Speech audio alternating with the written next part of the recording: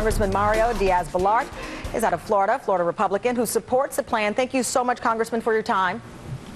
Great pleasure being here. Absolutely. First, let me get your thoughts on the likelihood of this deal being reached. We now know from the White House, the president will give his remarks within the hour, that he basically is in line with the principles, as they've stated, that were proposed by the bipartisan group here. So if there's any dissension or if there is any divide, what is it?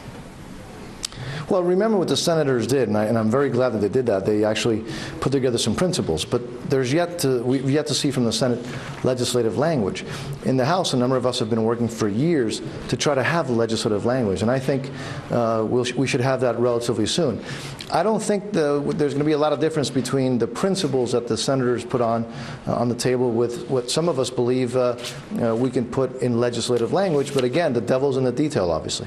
Absolutely, but some of the details we do know deal with border security, which those who consider themselves conservatives feel that is a top priority, a path to citizenship that is not considered quote-unquote amnesty, and earn legal status. I want to talk to you about this notion of amnesty, though. As I mentioned, Marco Rubio was on with Rush Limbaugh, and Rush posed this question to Senator Rubio, that there are people who are now coming to this country basically because they want to live off the government. He compared them to people who immigrated to this country in the past who were hard workers, and now you have a group of people who essentially want to be on welfare. When you hear that notion or that idea coming from a leading voice in the conservative party, your party, the Republicans, what do you say to that?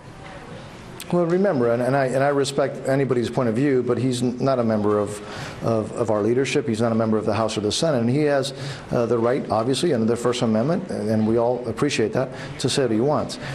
But we can deal with issues of making sure that people who are here are not a charge on our public system. We can deal with those issues through legislative language. The question is this: do we want to solve what the American people know is absolutely broken, or do we want to continue to just talk about it and do nothing about it? If we want to solve it, what I'm saying is that reasonable people will reach relatively similar conclusions. We'll have some differences on details, on some, but we all know that the system is absolutely broken, and I think it's time to quit talking about it and to finally put proposals on the table. The senators put some ideas on the table. It's a great step in the right direction.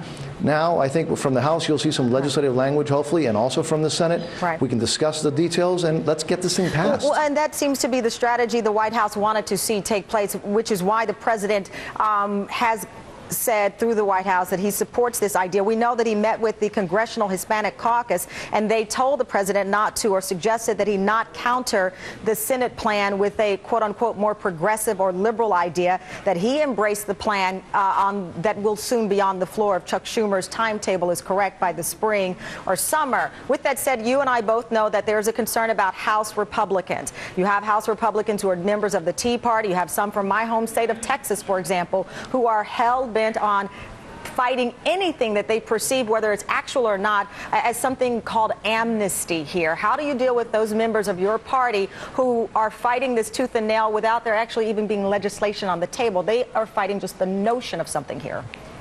Again, look, there are always going to be those on the right and the left that will criticize anything, as you well stated, before there's even legislation, they'll criticize anything. But we shouldn't be too worried about that. What we should try to do is come up with solutions for what everybody knows is broken. And the solutions have to deal with border security.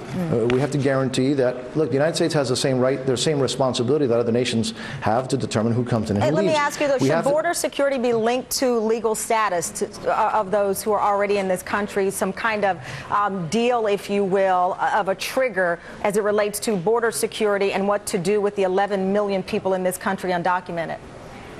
You know, a lot of people talk about whether we can decouple all the issues. The reality is that it is all linked.